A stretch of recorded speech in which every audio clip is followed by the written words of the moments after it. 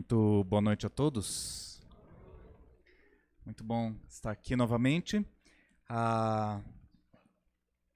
Deus ele é muito bom e Ele tem nos ensinado, tem cuidado e Deus tem falado aos nossos corações. Mas quer saber de uma coisa? Não é somente Deus que fala aos nossos corações. O diabo também fala e muitas vezes nós damos ouvidos. Nós começamos há 2 semanas atrás a falar um pouco sobre a ação do diabo, mas principalmente a estratégia que nós criamos para nos defender dos ataques dele. Nós vimos que é muito verdadeira a ideia de que o diabo anda ao derredor, que o diabo ele procura atacar, procura destruir. Isso é bastante óbvio, não existe dúvida. E a questão então seria como é que nós podemos nos defender. Bom, uma breve recapitulação do que nós vimos até então, em 5, 4... você começou desde o início? Não, vai... Peraí, vai. Calma. Vai no... Esse daqui, ó. Opa. Foi outro. Para cima. Vai dar certo. Esse. Pronto. Valeu. Agora eu vou tentar assumir. Nós vimos logo de início.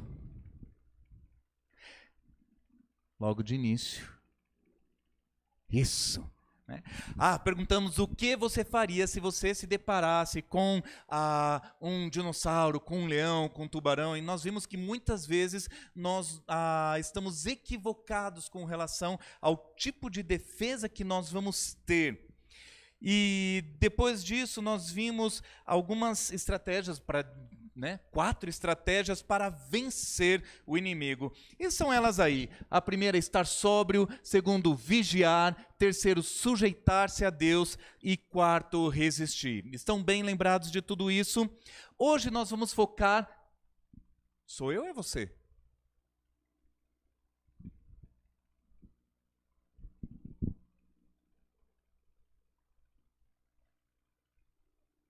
É ou o teclado lá ou o teclado aqui. Vai dar certo. Hoje nós vamos focar somente no sujeitar-se a Deus.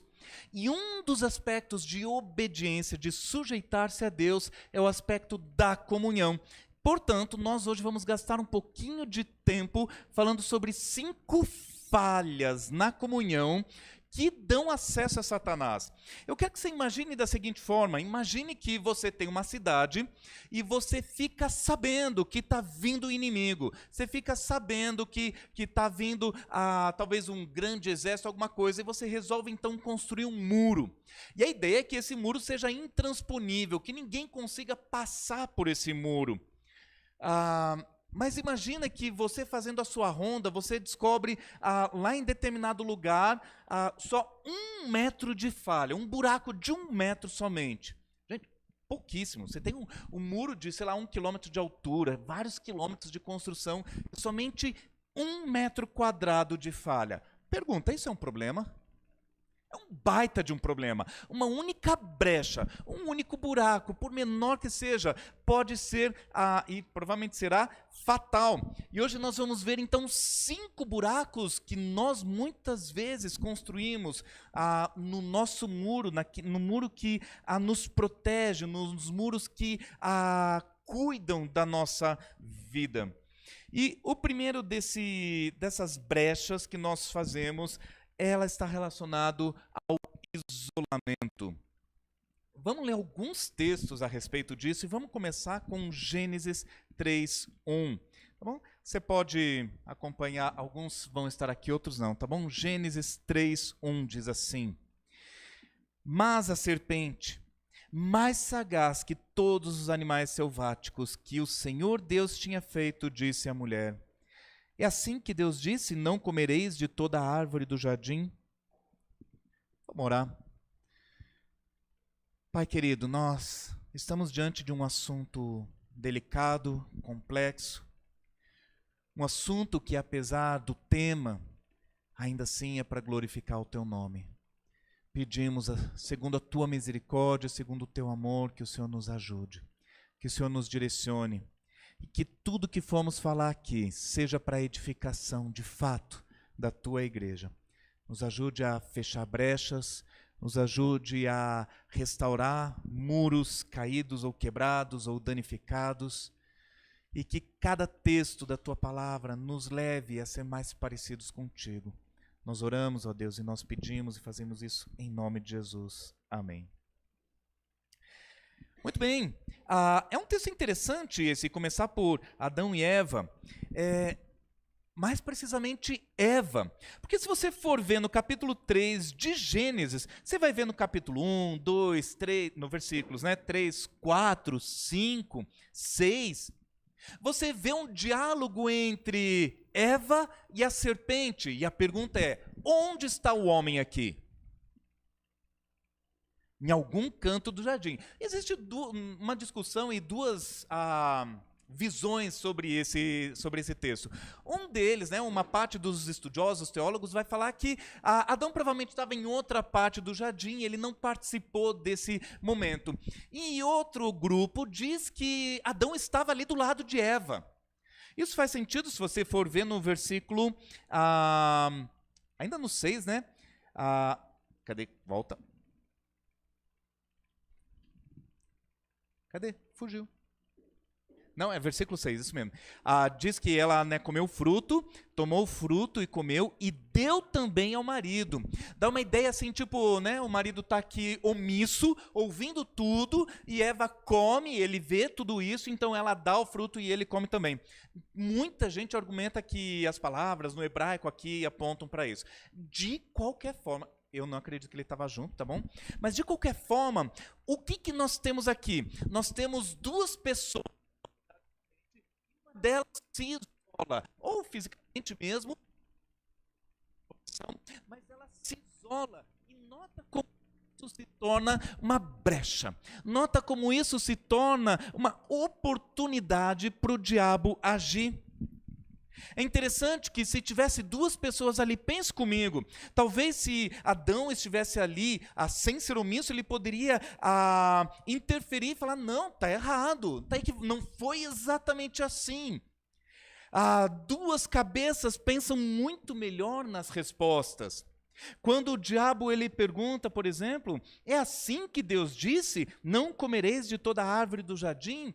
Adão poderia ajudar na resposta de Eva. Enfim, os dois poderiam ali, um ajudar ao outro, mas porque Eva havia se isolado, ela estava sozinha, ela estava muito mais vulnerável. Então note que o isolamento aqui, ele é um grande problema para a vida do cristão. A gente falou um pouco disso há 2 semanas atrás. Deixa eu botar mais um pouquinho aqui, tá bom? Nós temos então aqui o exemplo de Eva como alguém que se isola. É interessante notar também que não há exortação. Puxa vida, Eva, quando pega o fruto, ainda não é o pecado. Quando ela aproxima da boca, ainda não é o pecado. O pecado é no momento da mordida. Qualquer pessoa, talvez, que estivesse junto com Eva, poderia dizer, peraí, o que você está fazendo? E naquele momento, aquele estalo, pode salvar uma vida. O isolamento, portanto, da Eva é algo, puxa vida, terrível. Mas existem outros exemplos. Um outro exemplo bem interessante é o exemplo da oração que Jesus nos ensinou. Então, abram suas Bíblias lá em Mateus 6,13. Mateus 6,13. A oração que Jesus nos ensina, ela é muito, muito, muito interessante, do início ao fim. Mas vamos ler por enquanto só Mateus 6,13. Diz assim: e não nos deixeis cair em tentação, mas livra-nos do mal. Não nos deixe cair em tentação, mas livra-nos do mal. A oração inteira que Jesus ensina, toda ela, é interessante, ela está na primeira pessoa do plural. É Pai nosso que está no céu, não é meu Pai que está no céu. É perdoa as nossas dívidas ou ofensas, não é perdoa as minhas dívidas ou as minhas ofensas. Toda oração ela está pensada na comunidade, na comunhão. Isso significa, por exemplo, a questão do perdão, né? Perdoa as nossas dívidas, assim como nós perdoamos. Eu não devo estar preocupado somente com os meus pecados, mas eu devo estar preocupado também com os pecados das pessoas que fazem parte da nossa comunidade, porque perdoa as nossas dívidas e não as minhas dívidas. Mas a parte que eu quero enfatizar aqui é a parte do versículo 13, onde Jesus ensina que nós devemos orar para que Deus não nos deixe cair em tentação. Não quem? Não nos deixe. Isso significa que a nossa preocupação deve ser também com a vida do Lucas para que ele não caia em tentação, também com a vida da Yara para que ela não caia em tentação. A minha oração deveria estar pensando, né, ou deveria ser pensada nos meus irmãos para que não caiam em tentação. Mas ele não termina na tentação, ele diz, mas livra-nos do mal. Essa palavra é bem interessante porque ela poderia ser traduzida por maligno e ela é tranquilamente interpretada por Satanás ou diabo. Jesus ele realmente está querendo dizer, mas livra-nos do diabo, livra-nos do maligno, livra-nos de Satanás. Veja, não é livra-me, é livra-nos. O que Jesus está querendo dizer? Que a comunidade, a comunhão, o estar junto, ele nos protege. Através desse estar junto, através da comunhão, é muito mais difícil do diabo atacar.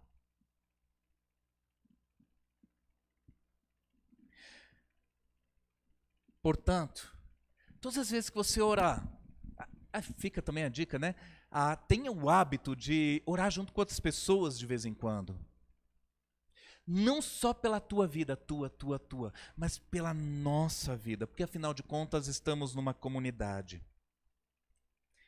Bom, mas nós temos um outro exemplo muito interessante também, que é o exemplo de Jesus. Mas espera aí, tem dois exemplos de Jesus. Um deles a gente não vai focar agora, que é a tentação no deserto.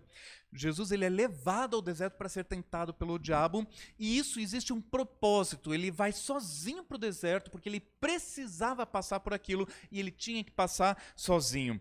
Mas houveram outros momentos da vida de Jesus, e talvez o momento mais difícil, a mais angustiante, a ponto dele suar ou chorar sangue, é o momento que ele vai lá para o Getsemane. E por isso, vamos abrir nossas Bíblias em Marcos 14, 33.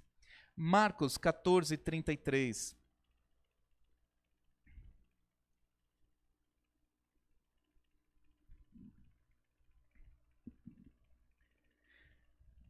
Marcos 14, 33 e 34.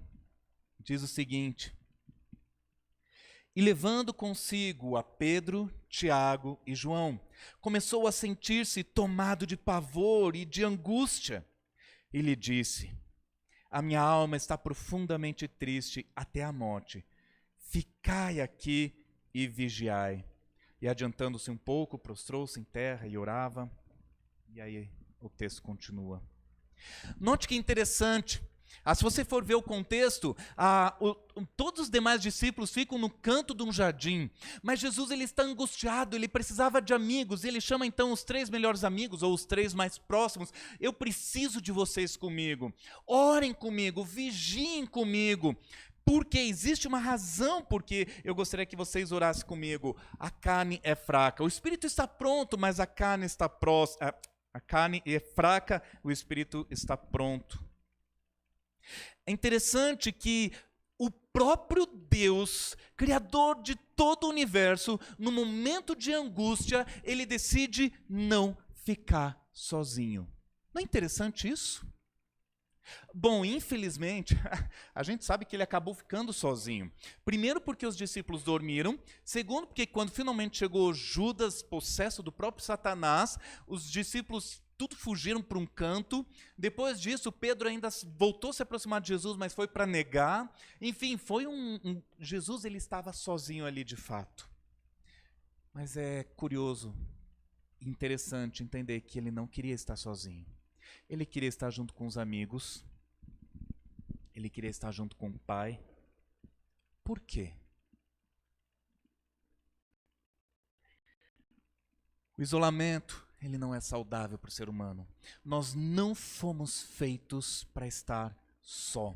O próprio Deus, quando nos criou, ele diz: não é bom que o homem esteja só. Mas é interessante que muitos de nós querem estar só. Nós temos ouvido e temos visto nos dias atuais há muitas pessoas com pensamentos terríveis, pensamentos suicidas. Eu já ouvi muitas vezes, desde criança, mas com menos intensidade, de pessoas, né? Fez uma grande besteira, né? Jogou o carro na ladeira e tal, e a pessoa sobreviveu, e aí pergunto, mas por que você fez isso? Eu ouvi uma voz que mandou eu falar isso. Já ouviu esse tipo de história? Essa voz, ela é real. Mas antes dela falar, jogue o carro, antes dela falar, põe a corda no pescoço, ele começa a falar coisas bem mais sutis, bem mais discretas, a ponto de que as pessoas não percebem a gravidade ou o ponto de gravidade que vai chegar lá na frente. E uma delas é: fica em casa. Assista pelo YouTube. Você está cansado, descanse. Você não precisa disso agora. Esse povo está te olhando torto. Esse povo não está te olhando. Você percebe quantas coisas o diabo ele vai colocando? É interessante que ele pega fatos. Né? Se a gente voltar lá para Gênesis, vai ter uma pregação só lá em Gênesis, tá bom? Mas se a gente ver lá em Gênesis, o diabo ele começou com a palavra de Deus. Ele falou: foi isso que Deus disse? E aí, né, desse ponto de partida, ele começa a distorcer. Então ele pega fatos reais e ele começa a distorcer.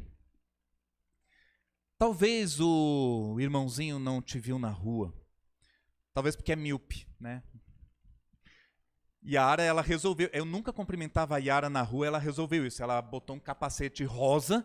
Eu sei, se tem um capacete rosa andando na rua, provavelmente é a Yara. Mas ela já entendeu que eu sou míope, eu não enxergo, eu sou distraído e não sei mais que outro transtorno devo ter. Eu não enxergo. Fato. Né? Mas talvez, né, o diabo poderia jogar lá no ouvido dela: pastor da igreja não está nem aí para você. Né? E, gente, nós damos ouvidos a essas coisas. A gente começa a criar e a maquinar coisas absurdas na nossa mente. Elas não vêm do nada, não. É o diabo falando ao seu coração. Bom, vale a pena um parênteses. Você percebe a importância de ler a Bíblia agora? Porque quando você lê a Bíblia, Deus fala ao seu coração. Quando você não faz nada, o diabo fala ao seu coração. Se você não quer ouvir o diabo, comece a ler mais a Bíblia. Porque o diabo, ele não dorme, ele não brinca em serviço. Ele vai a distorcer verdades, ele vai falar coisas, ele vai jogar coisas ali na tua cabeça. E quando você menos imaginar, você está acreditando naquelas mentiras. E você está se isolando. Eu não quero mais ir. Por que isso? Porque fizeram. Porque olharam, porque não olharam, porque falaram, porque não falaram, porque foi assim, porque não foi assim. Cuidado com aquilo que o diabo diz a você. Talvez essa seja uma brecha no teu muro. Talvez você tenha tendência de se isolar da comunhão. Talvez você simplesmente não gosta muito. Cuidado. Eu sugiro que rapidamente você feche essa brecha. Porque o diabo ele anda ao derredor como um leão que ruge, procurando uma brecha para devorar. Primeira falha, isolamento. Segunda falha, a falta de perdão. 2 Coríntios 10, 11. Vamos abrir lá para pegar um pouquinho do contexto também. 2 Coríntios 10, 11.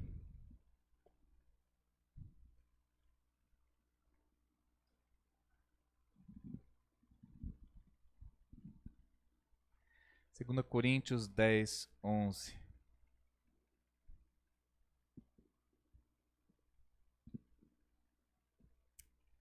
Perdão, 2, 10 a 11. Ninguém me corrigiu, não acredito que vocês fizeram isso. 2, 10 a 11.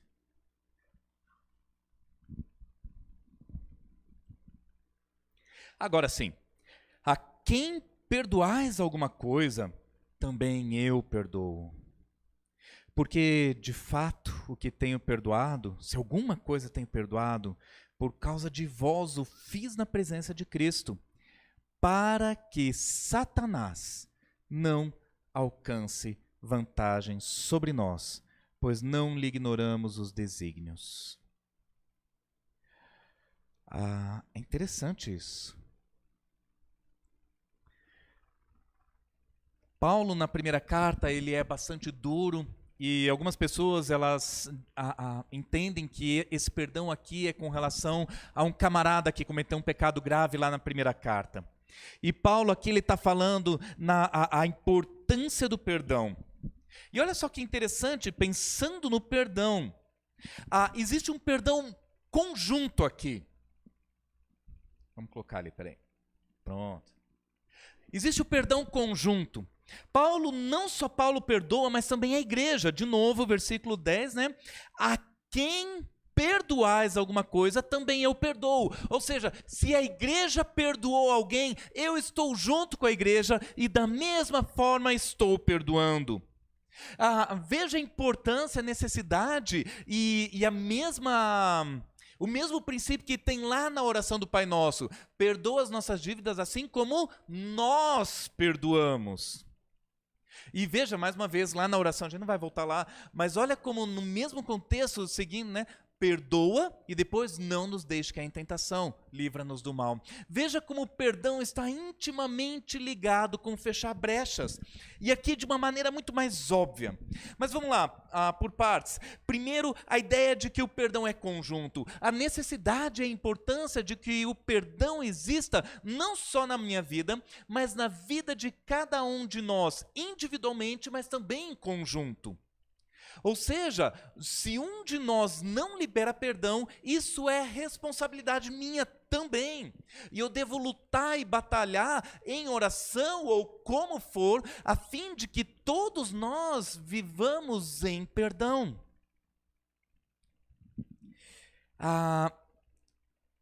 Acho extraordinário e importante dizer o versículo 10 ainda. Se alguma coisa tem perdoado, lá no finalzinho, por causa de vós o fiz na presença de Cristo. Esse perdão, portanto, ele não só é conjunto, como é um perdão na presença de alguém, é um perdão que considera uma pessoa. Vou tentar parafrasear aqui. Se há necessidade que eu perdoe Daniel, eu vou olhar Daniel e eu não consigo porque ele isso, e ele não deu desconto para mim lá na Doces da Lila, terrível. Rapaz, né? E eu não consigo perdoar Daniel. Mas veja, onde está meu foco nesse momento? Em Daniel. E esse é o foco errado, por incrível que pareça. Porque antes de mais nada, estamos na presença de Cristo.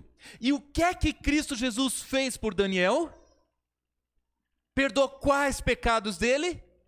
Todos. Então, a partir do momento que estou na presença de Cristo, assim como Daniel está na presença de Cristo, quando nós consideramos o que Cristo fez um pelo outro, não tem como não perdoar. Porque Cristo Jesus foi capaz de perdoar coisas muito mais terríveis e ocultas do qual eu não tenho conhecimento.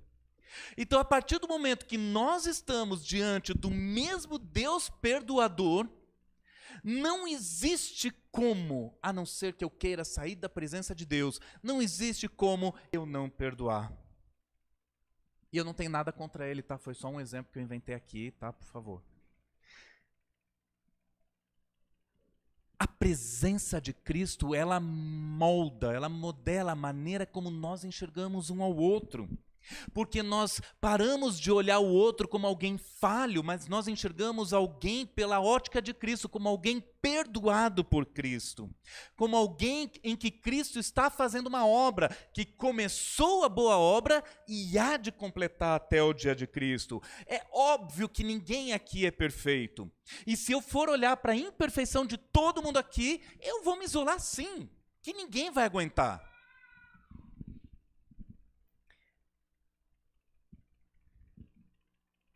Mas o mais impressionante nessa história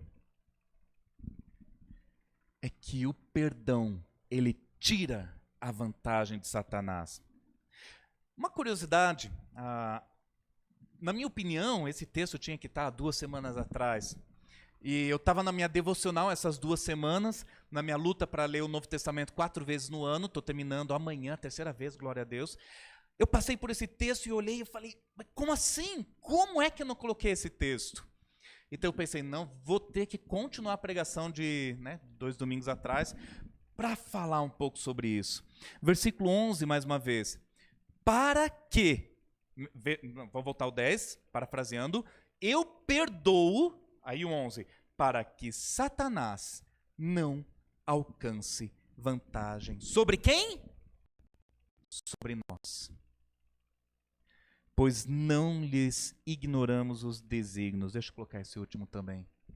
A partir do momento que eu decido não perdoar, a partir do momento que, bota aspas, eu não consigo perdoar, eu estou dando de bandeja para Satanás a vantagem. Já que estamos em época de Copa, o que significaria não perdoar dentro do jogo? Significaria você abrir mão do teu time, você abrir mão do goleiro, de 2 zagueiros e quem mais? Atacante não. O volante. Eu ia falar volante. Pronto, né? Pronto, você está com 4 a menos. Você está sem goleiro, está sem zagueiro e está sem volante. Pergunta, qual a probabilidade de você levar uma goleada? Altíssima. Alguém topa jogar desse jeito? É inteligente entrar com um time desse? O nome disso é burrice. Pois você entrar no time, você entrar, viver a tua vida espiritual sem perdoar, é como se você vivesse, como se você jogasse num jogo de futebol sem goleiro e não se importasse, sem centroavante, tá você sozinho contra 11. É burrice, não faz sentido. O adversário ele tem muita vantagem porque você não perdoou. E quando falta perdão dentro da igreja, a igreja está dando de bandeja para Satanás vantagem. Agora a pergunta seria, isso vai ser outra pregação, o que é que Satanás faz quando tem a vantagem? Uma vez que a igreja entrega, Satanás, eu não quero perdoar, eu não consigo, botar aspas, porque todo mundo consegue, a Bíblia diz, eu não consigo perdoar, está aqui a tua vantagem de bandeja. O que é que o diabo faz com isso? No mínimo, destruição. Meu querido, a gente sempre fala, eu gosto daquela frase que a falta de perdão é como se você tomasse veneno e esperasse que o outro morra. Mas o pior é que não é só isso não. A falta de perdão é você tomar veneno e distribuir para os teus irmãos próximos, distribuir para as pessoas que você ama. A tua igreja, a tua família vai sofrer por causa da falta de perdão. O diabo terá vantagem, ele vai atacar justamente você e as pessoas que estão com você. Se você não praticar o perdão, o diabo tem a vantagem sobre a tua família. E a pergunta é, nós realmente queremos dar de bandeja essa vantagem para Satanás? Não! Nós queremos fechar essa brecha, queremos colocar tijolos, cimentar, um cimento forte ali, porque por esse buraco ele não passa mais. Moral da história, nós perdoamos. Mas a pergunta é, por que nós temos tanta dificuldade de perdoar? Por quê? Orgulho. Daqui 2 pontos. talvez Satanás esteja dizendo e julgando ideias: você não merecia isso. Você é melhor do que isso. Você merece pessoas melhores do que essas. Talvez o diabo esteja jogando várias ideias assim. O que? Você é tão bom, você foi ferido e a pessoa nem pediu perdão.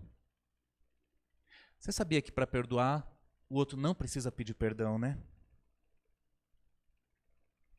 Quais são as ideias que o diabo está sutilmente jogando na tua mente? Está sutilmente sussurrando nos teus ouvidos? A falta de perdão, ela é destruidora. Pelo pecado em si, pela vantagem que nós damos ao diabo. Daqui a pouco a gente fala sobre o excesso de orgulho. Mas antes disso, e atrelado à questão do perdão, está a falta de amor. Qual foi o primeiro mesmo? Primeira brecha no muro? Isolamento. Segunda brecha? Falta de perdão. Terceira brecha? A falta de amor. E é tão interessante essa questão da falta de amor, ali em 1 João 2, 9 e 10, aquele que diz estar na luz e odeia seu irmão, até agora está nas trevas. Aquele que ama seu irmão permanece na luz e nele não há nenhum tropeço. É interessante que a Bíblia, quando fala de trevas, é um terreno bastante conhecido, bastante habitado por quem? Pelo inimigo. Ao contrário, a luz, aquele que está na luz, o ambiente, o território, o terreno onde há luz, é o terreno onde Deus está.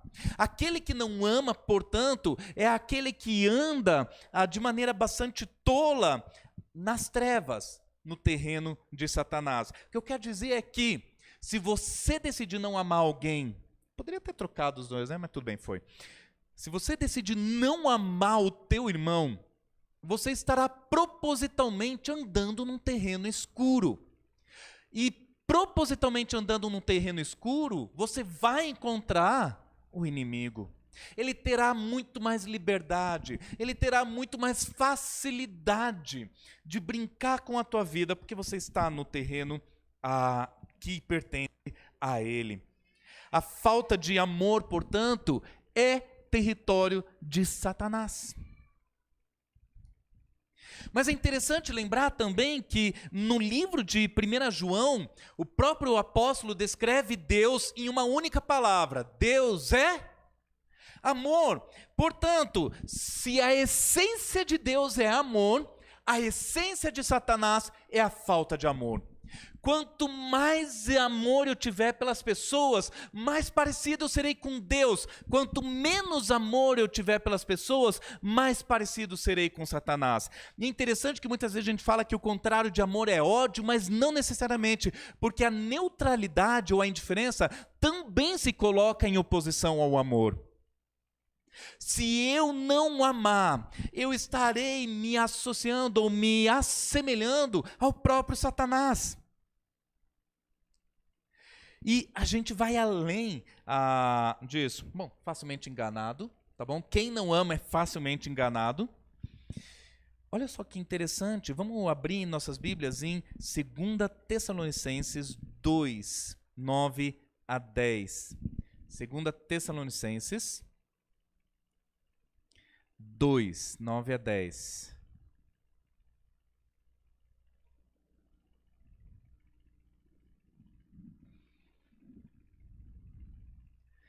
É um texto que fala do anticristo, fala das coisas que vêm, mas olha só o detalhe aqui. 2 Tessalonicenses 2, do 9 ao 10.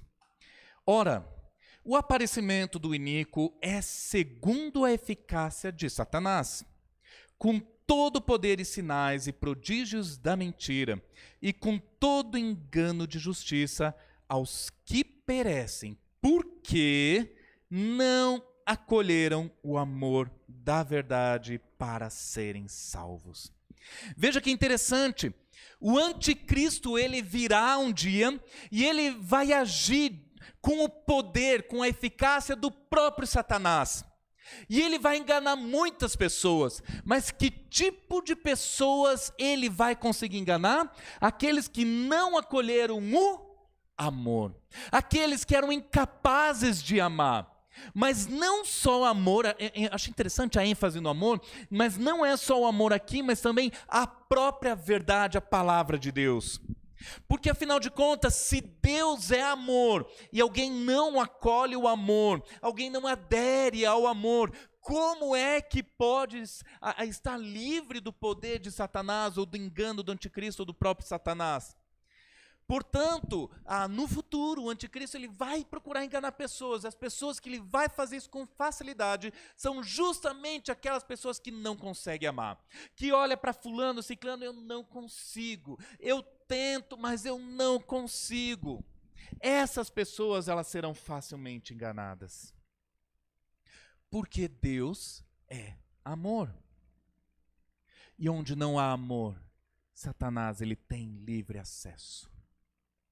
É uma brecha gigante, é um portão no muro.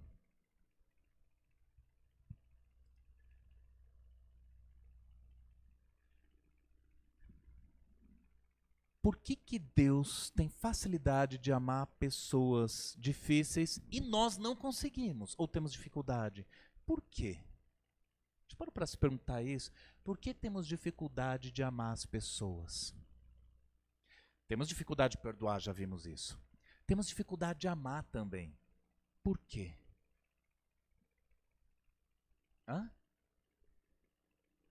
Por causa do orgulho.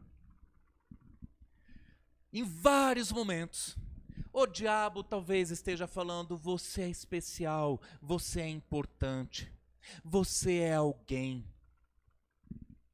você merece melhor, você merece mais. Nós não conseguimos amar as pessoas porque elas não são tão boas como eu. Esse é o pensamento, eu não penso assim, tá? Nós não conseguimos perdoar porque afinal, como pode aquele lá feriu o meu orgulho, pisou no meu calo, eu não mereço isso. E tem muita coisa interessante sobre o orgulho. 1 Timóteo 3, 6 e 7 vai falar, não seja... Bom, contexto. Paulo está falando para Timóteo sobre eleição de presbíteros. E aí está falando algumas coisas que deve ser, não deve ser, e a gente entra aqui. Não seja neófito para não suceder que se ensoberbeça ou se orgulhe e incorra na condenação do diabo. Pelo contrário, é necessário que ele tenha bom testemunho dos de fora, a fim de não cair no opróbrio e no laço do diabo. A questão que a gente quer frisar ali é: orgulho incorre na condenação do diabo. E lá embaixo, a fim de não cair na vergonha e na armadilha do diabo. Vamos tentar entender um pouquinho isso. Primeiro, a contexto de liderança, falei aqui, existe uma recomendação, a pessoa não deve ser nova na fé, e o motivo para não se orgulhar. Mas a pergunta é por quê? E a primeira resposta é o mesmo pecado que derrubou Satanás. A Bíblia mostra que Satanás, o principal de todos os anjos, ele tinha acesso ao trono, ele tinha grande beleza, mas tinha um problema na visão do próprio Satanás: ele não era tão bom quanto Deus. Então o próprio Satanás, ele subiu o orgulho e ele pensou: eu quero ser mais do que Deus, eu quero sentar no trono de Deus, eu quero ser como Deus. E é tão interessante isso, que não só o pecado que derrubou Satanás, mas é a estratégia que o próprio Satanás usou para tentar derrubar Eva e conseguir derrubar Eva. Ele olha para Eva e fala: olha, se você comer esse fruto, você será como Deus.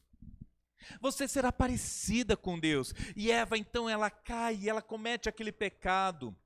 O ser humano, assim como o diabo, parece que ele tem sempre a necessidade de ser mais, melhor, maior, crescer na vida, ganhar na vida. Já ouviram essas frases, Todas essas frases, tudo isso que a nossa sociedade fala e o diabo fala, tudo isso tem uma raiz bastante conhecida desde que a Satanás entrou lá no Jardim do Éden, que é o orgulho no coração do homem. O problema dessa ideia é que se eu quero ser o melhor, a partir do momento que alguém me fere, a partir do momento que alguém olha torto para mim, isso não está certo, eu não mereço isso, eu mereço melhor, eu não perdoo, eu não amo. Você percebe como o orgulho ele vai destruindo a nossa capacidade de amar e perdoar? E é exatamente o que o diabo quer para as nossas vidas. E de várias formas, dia após dia, ele vai soltando mentiras, falando mentiras, para que a gente aumente o nosso orgulho e, consequentemente, abra um buraco ali naquele muro.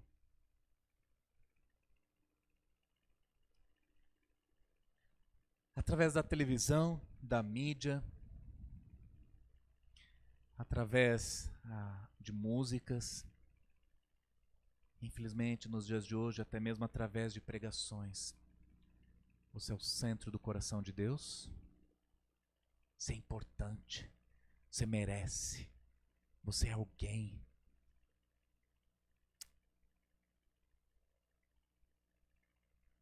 Como é que a gente muda isso? Como é que a gente combate o orgulho no nosso coração? Como? Uma vez que a sociedade, a humanidade está tão afundada no orgulho, como é que a gente combate isso?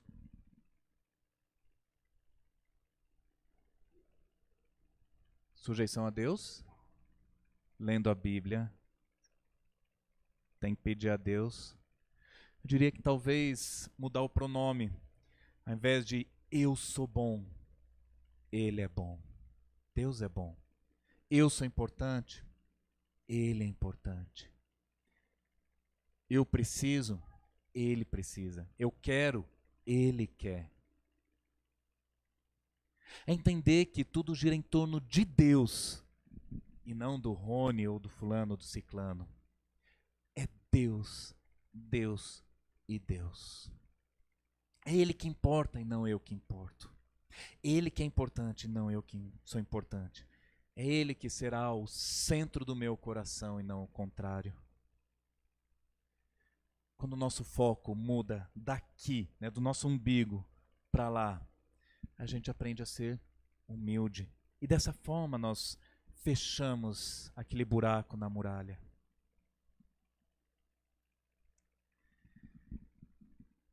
Algo muito parecido com orgulho. Faltou isso daqui, né? Ele usa como cilada a armadilha, bem lá no finalzinho, né? Laço do diabo. O diabo ele vai tentar derrubar você, ele vai tentar usar como armadilha, como lá no Jardim do Éden, esse orgulho que você tem. E muito atrelado ao orgulho, nós temos a inveja. Tiago 3,14, ele vai falar: se pelo contrário tendes em vosso coração inveja amargurada, e sentimento faccioso, nem vos glorieis disso, nem mintais contra a verdade. Essa não é a sabedoria que desce lá do alto, antes é terrena, animal e demoníaca. Para entender isso, a sabedoria de Satanás ela vai incluir, primeiro, a própria inveja.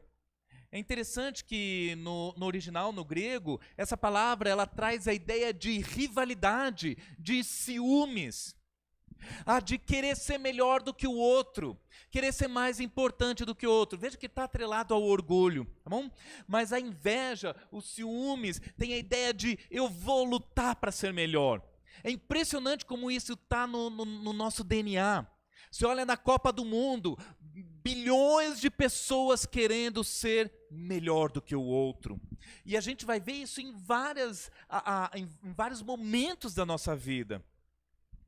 Eu queria ser como fulano, eu queria ter como fulano. Eu vou lutar para conseguir mais do que o outro, ou para ser mais do que o outro.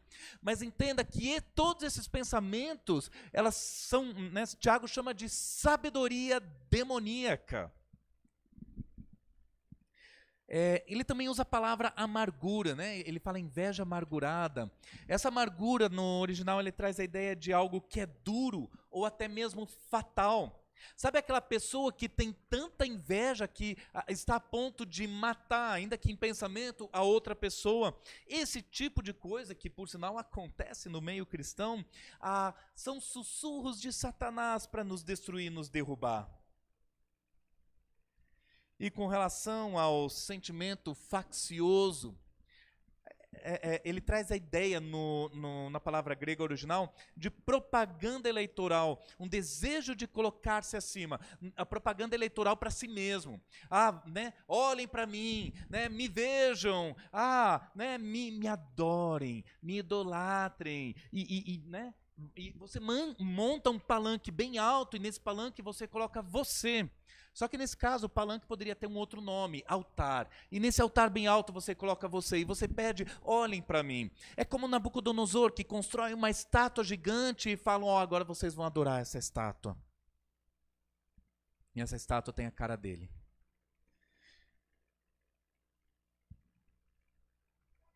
Todos esses sentimentos, todas essas ideias são sabedoria demoníaca. São formas que o diabo usa para manipular, para distorcer, para destruir, para roubar, para matar. E ele está fazendo isso agora. Enquanto eu prego, enquanto vocês ouvem, enquanto nós estamos aqui, o diabo ele continua andando ao derredor. Ele continua procurando. Se existe brecha, ele vai achar. Lembra de Efésios, nós lemos da última vez? O diabo está lançando dardos inflamados. E é interessante como Paulo fala, use o escudo para se defender dos dardos inflamados. Ele não está falando use o escudo se o diabo jogar. Não.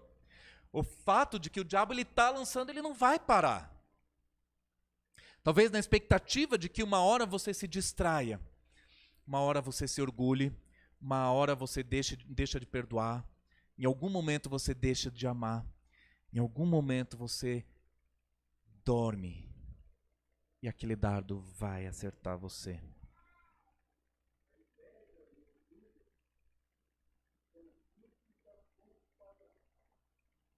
Ótimo, daria uma outra pregação já. Vinícius uma vez pregou sobre comparação. Todas as vezes que nós temos inveja ou orgulho, é porque nós, em algum momento, nos comparamos com alguém. De maneira, eu sou melhor do que o outro, ou eu sou pior do que o outro. E os dois pensamentos são bem terríveis. Fazem anos que Vinícius pregou para as mulheres sobre esse assunto. E a ideia basicamente é, cuidado com as comparações, não se compare. Não se compare porque vai dar errado. Bom, tem mais algum? Não, foi. Antes do resuminho, vamos ver se vocês lembram. Nós temos aqui 5 falhas na comunhão que dão acesso ao diabo. 5 buracos no muro que nós podemos abrir ou fechar. Qual é o primeiro? Isolamento. Segundo? Terceiro? Quarto? Orgulho. E quinto? Inveja. Vamos ver se você... botou, obrigado. Assim é fácil, né? A gente poderia aumentar essa lista aqui. Mas talvez essas são as que nós mais caímos. E algumas considerações para a gente pensar sobre isso.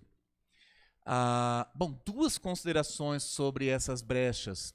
A primeira é, você mesmo pode criar essas brechas, dando espaço para Satanás agir na tua vida, ou Satanás mesmo irá tentá-lo, enfraquecê-lo nessas áreas, para que então ele tenha espaço para agir. O que eu quis dizer aqui é que, se Satanás olhar para a tua vida e tiver um muro bonito, todo fechado de todos os lados, Satanás vai começar a jogar coisa na tua mente, a fim de abrir buracos. Tá bom? Ele vai jogar ideias na tua cabeça. Ou talvez você já tenha aberto deliberadamente e já tem dado livre acesso para ele fazer o que ele bem entender. Sendo assim, quando você está sem vontade de ir para a igreja, de onde vem isso? Quando você não vai com a cara de alguém, da onde vem isso? Quando você está querendo se isolar das coisas e das pessoas, da onde vem isso? Cuidado para não enfraquecer o muro da comunhão.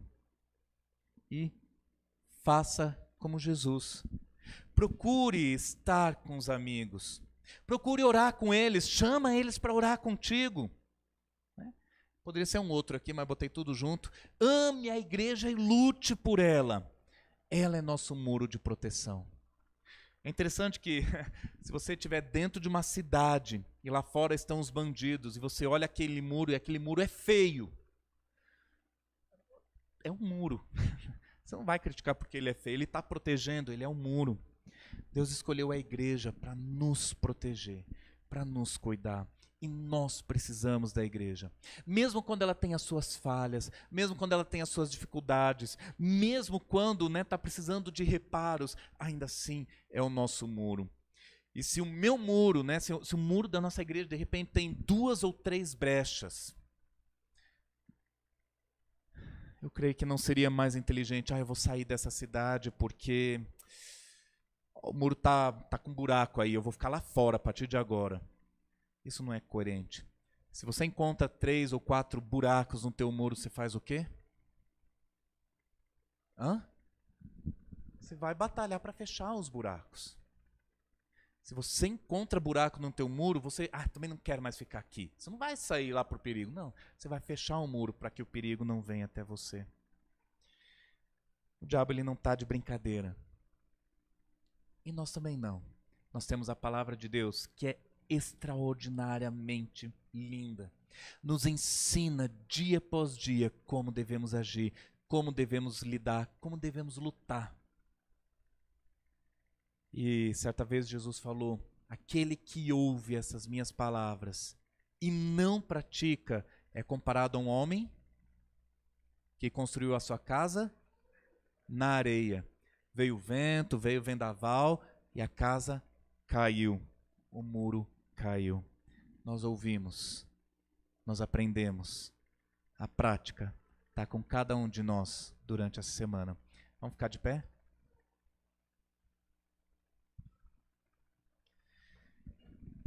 Pai amado, Pai querido, nós te louvamos, nós te agradecemos porque o Senhor é um Deus perfeito, maravilhoso, majestoso.